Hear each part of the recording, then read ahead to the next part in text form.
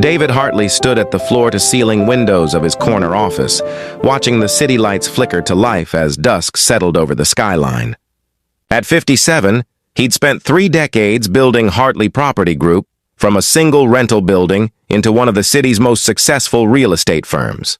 The view from the 42nd floor was spectacular, a testament to everything he'd achieved. But lately, the view felt lonely.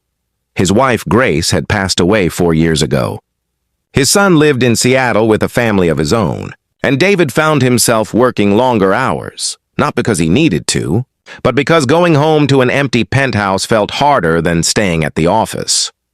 It was nearly 6 in the evening when his assistant, Margaret, buzzed his phone. "Mr. Hartley, there's an unusual situation at reception." David frowned. "What kind of situation?" "A child, sir. She says she's here about the housekeeping position. She says her mother is sick today, and she came instead." David felt a flicker of something, curiosity mixed with concern. "A child? How old?" "I'd say about 5 or 6, sir.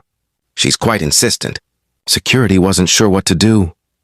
"Send her up," David said, making a decision he couldn't quite explain. "I'll speak with her."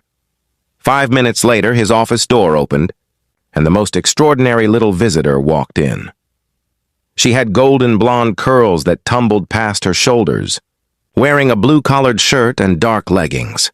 But what caught David's attention was the white apron tied around her waist, clearly an adult size wrapped around her small frame multiple times. In her hand, she clutched a piece of paper, holding it with the seriousness of someone carrying important documents. Her blue eyes were wide but determined as she walked right up to his desk.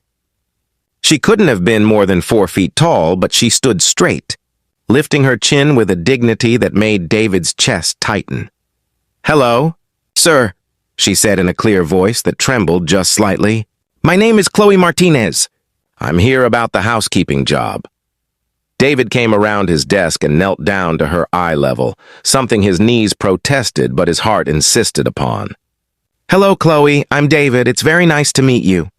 Up close, he could see the worry in her young face, the slight shadows under her eyes that no child should have. "Your assistant said your mother is sick?" he asked gently. Chloe nodded, her lower lip trembling before she caught it between her teeth. "Mommy has a really bad fever. She was supposed to come for the interview today, but she couldn't get out of bed. She was crying because she said we really need this job." Chloe held up the crumpled paper. "I brought her resume, and I wore her apron so you'd know I'm serious." David felt something crack open in his chest, that protective wall he'd built around his heart since Grace died. "That was very thoughtful of you, Chloe, and very brave to come here by yourself. How did you get here?" "I took the bus. Mommy taught me which one goes downtown. She takes me on it sometimes when she has to work." Chloe's voice grew smaller. "I left her a note so she wouldn't worry.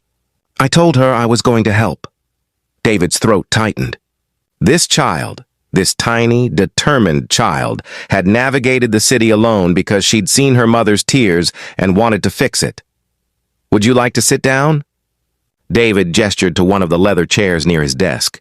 "And maybe tell me about your mother?" Chloe climbed into the chair, her feet dangling well above the floor. She smoothed the apron over her lap with small, careful hands. "Her name is Maria Martinez. She's really good at cleaning. She works at the hospital at night, and she cleans houses during the day. But one of the families moved away, and now we don't have enough money for rent." Tears began to roll down Chloe's cheeks, but she kept talking, her voice steady despite them. "Mommy says we might have to leave our apartment. I heard her on the phone with the landlord. She was begging for more time." The little girl looked directly at David with eyes far too old for her age. "I don't want to lose our home, Mr. David. I want to help my mommy." David felt his own eyes grow damp. He thought of his own son at that age, carefree, protected, never having to worry about rent or food or whether they'd have a home tomorrow. This child's courage humbled him. "Chloe," he said softly, "may I see your mother's resume?" She handed him the wrinkled paper with both hands. David unfolded it carefully, treating it with the respect it deserved. The resume was simple but neatly typed. Maria Martinez, 15 years of housekeeping experience, references from 3 families and the hospital where she worked nights. At the bottom, in careful handwriting, she'd added, honest, reliable, hard-working. Will do my very best for you. But it was the small addition at the top that made David's vision blur. Single mother to Chloe, age 6. My daughter is my everything. Your mother wrote that you're her everything, David said, pointing to the words. Chloe nodded, fresh tears spilling. She tells me that every day. She says we're a team. Her small voice broke. But I can't help her. I'm too little to work. I can't fix anything. Oh, sweetheart, David said, and without thinking, he reached out and squeezed her small hand. You're helping right now. Do you know how? You showed up. You were brave. You proved to me exactly what kind of family your mother has raised you in. One with love and courage and the kind of character that no amount of money can buy. Chloe looked at him with hope dawning in her eyes. Does that mean Mommy gets the job? David smiled, really smiled, for the first time in months. Tell you what, we need to call your mother first and let her know you're safe. Then I'd like to talk to her. Because yes, I think we can help each other. Chloe's face lit up like the city lights behind them. Really? Really, truly? Really, truly. With Margaret's help, they reached Maria's cell phone. The woman who answered sounded terrible, voice hoarse with fever and thick with panic. Chloe, Mija? Oh God, where are you? I woke up and found your note. Mrs. Martinez, David said gently, taking the phone. This is David Hartley. Your daughter is safe. She's in my office, and she's been the bravest visitor I've ever had. There was a sob on the other end of the line. I'm so sorry, Mr. Hartley. I don't know what. She shouldn't have. She came to interview for you, David interrupted gently. And I have to say, she made an excellent case. Mrs. Martinez, I'd like to offer you a position. Not just housekeeping, I'd like to offer you a job managing the housekeeping staff for all our residential properties. It comes with a salary, benefits, and an apartment in one of our buildings. Silence. Then, what? I don't understand. Your daughter showed me something important today, David said, watching Chloe swing her legs happily in the chair. She showed me what kind of person you must be, to raise a child with that much love and courage. That's the kind of character I want in my company. Maria Martinez broke down completely then, crying so hard she couldn't speak. David waited patiently, letting her process what this meant. Security, stability, a home, a future. Why? Maria finally managed. You don't even know me. David looked at Chloe, who was watching him with absolute trust.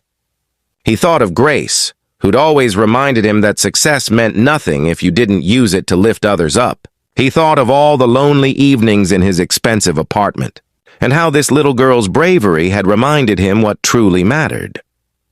Because your daughter walked into my office wearing your apron and carrying your dreams, he said simply. And she reminded me that the best measure of a person isn't what they've achieved, but who they love and how they love them. You've raised a remarkable child, Mrs. Martinez. The rest is just details. That evening, David personally drove Chloe home in his car. The apartment was in an older building, modest but clean.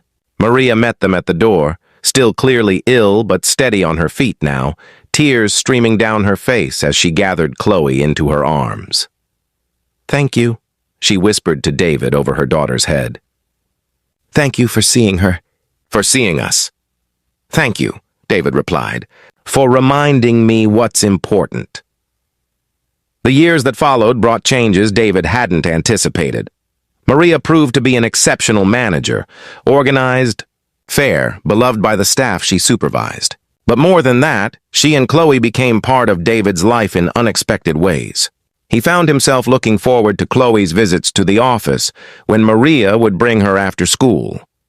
The little girl would do her homework in the break room, and sometimes David would take a few minutes away from meetings to help her with math or simply listen to her chatter about her day. On Chloe's 7th birthday, David hosted a party at his penthouse, the first celebration the apartment had seen since Grace died. His son flew in with his family, and David's grandchildren played with Chloe, filling the space with laughter and joy. "Dad," his son said quietly, watching David help Chloe blow out her candles. "You seem different, happier." David smiled. "A very wise little girl reminded me that wealth isn't worth much if all you do is count it. Your mother tried to teach me that for years. I finally learned." By Chloe's 10th birthday, she and David had developed a special tradition. Once a month, they'd have dinner meetings at various restaurants around the city. David would ask her opinion on things. What color should they paint the lobby in the new building? What kind of playground equipment would kids like? Chloe took these consultations seriously, offering thoughtful ideas that David actually implemented. Maria thrived in her position, eventually becoming director of operations for all Hartley properties. But she never forgot where she'd come from, and she made sure the company offered programs to help other single parents, flexible scheduling, child care assistance, scholarship funds. "You gave us a chance when we had nothing," she told David. "Now we can give that gift to others." On the 5th anniversary of the day Chloe had walked into his office, David held a small dinner at his favorite restaurant. Maria and Chloe were there, along with his own family and several employees whose lives had been changed by the programs Maria had implemented. "5 years ago," David said, raising his glass, "a little girl in an oversized apron walked into my office and changed my life. She was 6 years old, and she'd taken a bus across the city because her mother was sick and she wanted to help." His voice grew thick. "She reminded me that courage comes in all sizes, that love is the most powerful force in the world, and that sometimes the best business decision you can make is simply to see people, really see them, and recognize their worth."